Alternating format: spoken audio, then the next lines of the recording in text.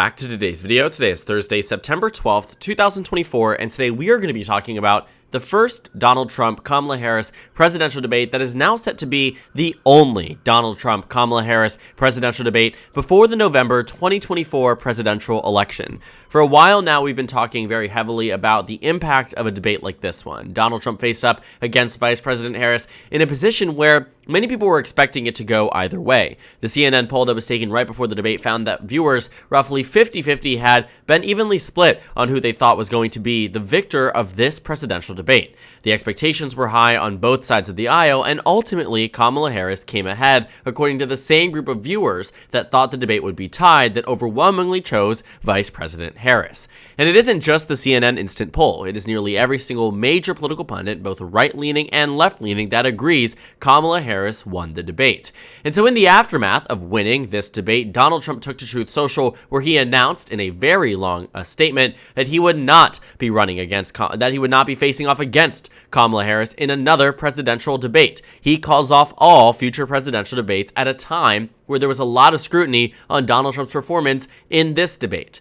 It also seems very similar to the performance of that of President Joe Biden back in June, a debate performance where ultimately Kamala Harris had the upper hand. But by the end of it, the upper hand translated into something that would have a residual effect on the national electorate and the national landscape of this race, and Donald Trump immediately taking to Truth Social just 2 days later, announcing he will not be debating her again. And so I think Donald Trump really backing down, cowarding from where he is right now and where he was prior to this debate really goes to show just how strong Kamala Harris's debate performance was. I think what we remember back from the June debate is that I was very adamant that, this debate likely was going to go well for President Joe Biden. And the reason for that was because the bar had been set very low. But in the words of the incumbent president, that was a terrible, terrible evening for President Joe Biden that ultimately led to his departure from the race. And so it really is hard to capture in how bad that debate was for the Democratic Party. On the flip side, Republicans seem to be in a similar scenario.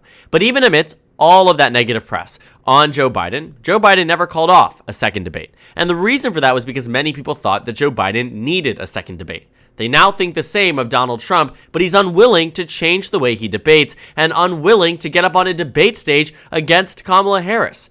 And all of this, I think, too, the Democratic Party has been trying to hammer in this point that Donald Trump is scared.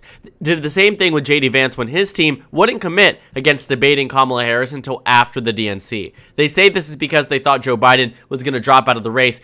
Sure, Joe Biden did in fact drop out of the race, but at this period of time, there was a national headline day after day after day of Joe Biden adamantly saying he was not dropping out. It was a cop-out answer. J.D. Vance very clearly did not want to debate against Kamala Harris. And of course, it is standard practice that you commit to a debate. Republicans argued Kamala Harris and Joe Biden aren't the respective party vice presidential and presidential nominees until the DNC. But then you look back at June and realize that Donald Trump and Joe Biden debated before the RNC and the DNC. And so it's very interesting to me, at least, that that level of argumentation tried to come back. They tried to circle it back with J.D. Vance, but it really didn't work. It really showed their hand here that they were afraid of putting up anybody on their team against Kamala Harris. And so now that she's at the top of the ticket, of course, Donald Trump had to face her. He tried to back out of this debate multiple times, set up the groundwork to leave the presidential debate, tried to say ABC News was biased, tried to really circumvent any and all rules so Kamala Harris would not attend, really tried to change the way that this debate was going to go, but ultimately she won, and it wasn't even particularly close. And so I think now that Trump, again, on that point too of withdrawing from a race at a time where you really do need another strong performance, Donald Trump isn't likely to see any benefit by not debating Kamala Harris again. I think that there is a circumstance in which he debates Kamala Harris again, has a performance similar to that of his second presidential debate in 2020, his third presidential debate in 2016, where he came within about 15 points in terms of who expected him, in terms of who said who won each debate, right? In 2016, they said Hillary Clinton won, but it was a 14-point margin. In 2020, they said Joe Biden won that second debate, but by a 15-point margin. And so it was a lot closer than that first debate where Biden won by 25, Kamala Harris wins by 26. And so he had the possibility that if he got his stuff together, he would be able to debate Kamala Harris in a way that was successful and beneficial for his campaign. But instead, out of fear, he entirely calls it off. And another thing, too, that I find to be quite interesting is that when you're taking a look at the partisan lean of those who attended and watched the debate, think about it from this lens. Republicans, +8. The overall viewership of the CNN debate last night was Republican. Now, it's a bit of a funny argument being made here, but there is a question to be asked. Are Democrats traumatized out of watching or something? And while I don't think it's necessarily that, I absolutely believe there is a level of concern from the Democratic Party when their candidate gets on the debate stage because of what happened in June. And so as a response, many people who were watching the CNN live stream and who were able to be considered in this poll, the Republican lean of viewers' advantage was +8. So back in 2016, first debate was +15 for the Democrats. Back in 2020, it was +14 for the Democrats. Now, in June, it was Republican +4. This one was Republican +8. And so it's gotten more and more conservative in terms of the viewership. And yet, nearly 30% more voters believe that Kamala Harris won that debate than they thought Donald Trump did. The actual margin was 26%. And so that is substantial. You have Republicans, too, about a third of Trump supporters who self-identify as supporting the former president on this CNN poll who say Kamala Harris won the debate. And that's not to say that she's going to win by 26 points. Nobody in the right mind believes that is going to be the case. But what we do know is that Kamala Harris is going to get a lot of positive press as a result of this debate. And there's not much Donald Trump can do to stop that, especially when he caves just 2 days later. The next presidential debate wasn't today, and it's not next week either. He had time to change the way that this was going to go. He had time to ride out an election defeat in terms of the debate in the same way he did in 2016. Because what happened in 2016 was that first debate, Hillary Clinton won by roughly 30 points. It was a debate that Donald Trump could afford to lose and eventually ended up winning the election.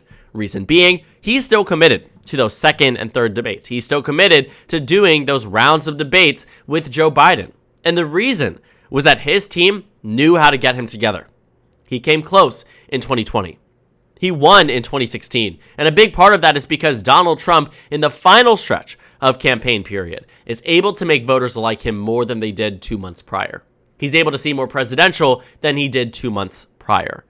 Against Kamala Harris, he has no more nationally televised instances where he can make this argument to the people that he is now more tame, more reasonable, because there isn't that avenue that exists anymore. Kamala Harris is in a really strong position coming out of this debate. The first poll taken after the debate from Reuters and Ipsos shows her expanding her lead to 5 points nationwide.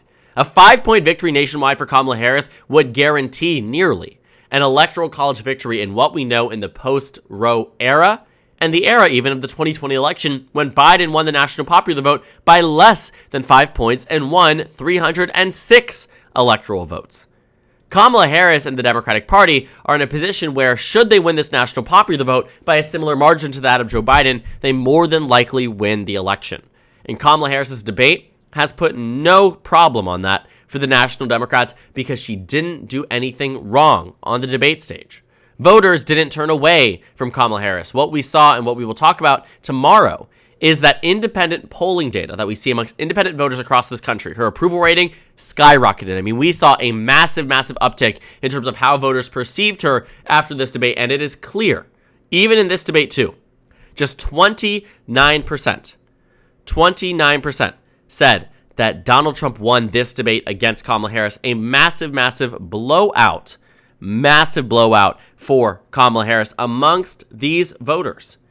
And sure, there are a lot of voters here who say, I'll vote for Donald Trump, and I still don't believe he won the debate. But independent voters who were iffy and wanted to see this presidential debate to determine who they were going to vote for, chances are they're more likely to vote for Kamala Harris today than they were previously. And that is really good news. And so I think when we see a lot of how Donald Trump even engaged after the debate really showed his hand too, right? The Donald Trump campaign has been very strong in that they haven't let much show as to their panic or their concern about the election. And I think for most parts, they really were never panicked or concerned about the election. When they were faced off against Joe Biden, they were guaranteed, seemingly, a landslide victory. That's what Chris LaSavita thought, Donald Trump's most senior campaign advisor. That's what his campaign managers thought, that he, in no circumstance, could lose the 2024 election against Joe Biden. And maybe they were right, maybe they were wrong, but we will never know, because they never prepared for a Kamala Harris entrance into the race. The first time they talked about it was at the end of May, and then they scrapped it. They thought, no way. And after that first debate, because they knew they had won, they stayed away from the press. They allowed Democrats to try to do the spinning. They allowed Democrats to try to do the damage control. But Joe Biden himself never went to the spin room. He allowed his surrogates to change the narrative and to build up that Democratic base that Democrats needed after that debate. This time, not only did Donald Trump's surrogates fail to act fast enough to try to make this a successful turnaround, right? You didn't see Democratic operatives saying Joe Biden won that debate. They acknowledged that he did not do well, but made the case to voters why they should still vote for Joe Biden. The Republicans, however, are arguing, besides the few that have pushed back on their mainstream political party, besides those few, the Republican stance on this has been Donald Trump won the debate and it's end of story. And in that circumstance, you saw Donald Trump going to the spin room himself, immediately trying to change the narrative, stating he saw 10 plus polls that showed him up 90 to 10, 80 to 20, 70 to 30. These are data points that sure I think do exist, but they come from extremist right-wing websites like Newsmax and Breitbart and One American News Network that do these polls online and flood them with voters who are already voting for Trump. This is not the same thing as CNN or many other polling firms or many other groups that do substantive and statistically more accurate polls amongst the electorate as to who they think won the debate. And I do think a 30-point gap here is roughly even with what we saw in terms of performance from Donald Trump and Kamala Harris in last night's debate. I don't think anybody genuinely believes Donald Trump won the debate last night. I really don't. I don't think many of these Republicans that know American politics believe that he actually won. But it is what they have to say because he is the leader of their party. But we can read between the lines and we can see exactly how bad this debate actually was. Because the Republican narrative largely has been. After that debate against Joe Biden, they asked for 5 more. The Trump team was game to continue doing them and doing them and doing them. And it reminds me a lot of the Kamala Harris campaign that just minutes before the debate ended announced that they wanted an additional presidential debate. After the debate ended, Kamala Harris herself said, I want to debate Donald Trump again. Today in North Carolina, Kamala Harris said, I want to debate Donald Trump again. And it is these points and these moments that show that while Trump may have been in this position in June, Kamala Harris is in it now in September. And nothing that mattered before really ever matters. And so as we get closer to the November election, Kamala Harris's supposed humiliation, and I'm saying supposed because I'm not the one who wrote this article, this humiliation as described by this opinion piece in the New York Times of Donald Trump is something that we have to take into account too as to how Donald Trump maneuvers himself politically. He likely isn't debating against Kamala Harris because he does in fact feel humiliated and does in fact believe he lost the debate, which means we might see a new type of Trump on the campaign trail. But my problem with that strategy, if I'm looking at it from the lens of a Republican operative, Donald Trump can change the way he campaigns and talks all he wants. But the moment that you lose this national oxygen that he has absorbed in 2016 to 2020, that the mainstream media is now getting tired of covering because Kamala Harris is having rallies with bigger groups. Kamala Harris is doing monumental things that are bigger than Donald Trump in 2020 or even 2016. Kamala Harris is changing the way the media covers her and the presidential race, and there's a lot more positive for her because she's getting a lot more positive things. The Kamala Harris campaign raised $50 million in 24 hours after the debate. $50 million, $47 million to be exact. There are less than 2 months away from the presidential election. That is a crap ton of money. That is a massive, massive fundraising haul. The second most ever in United States history adjusted for inflation. Think about that.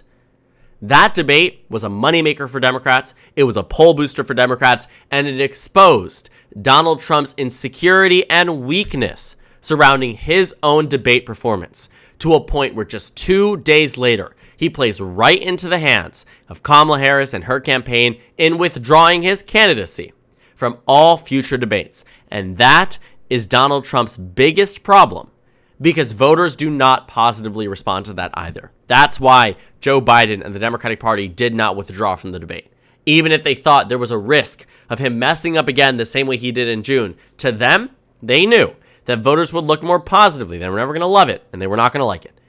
But more positively on someone who shows up to a debate, loses, rather than somebody who runs away from it. Remember David Perdue in the Georgia runoff election? It's hard to say, but that picture of John Ossoff at the debate when David Perdue refused to show up probably was one of the reasons why John Ossoff won that election against David Perdue. Voters don't like politicians who run away from them and run away from any level of scrutiny. And that's what Donald Trump gave off. And so what we're seeing here is that Donald Trump refusing to debate is an admission of loss in this presidential election.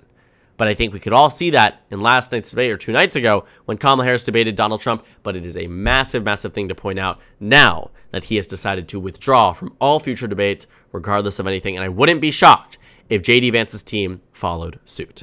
So thank you guys so much for watching this video. Make sure to comment down suggestions below. Subscribe on the left if you haven't already, and check out the Instagram and Twitter. At the top left of the screen, there's also a Discord server for you to go ahead and join. On the screen, there's a video you can watch, and then a playlist for my 2024 presidential election analysis videos. Again, thank you guys so much for watching, and I will see you all tomorrow.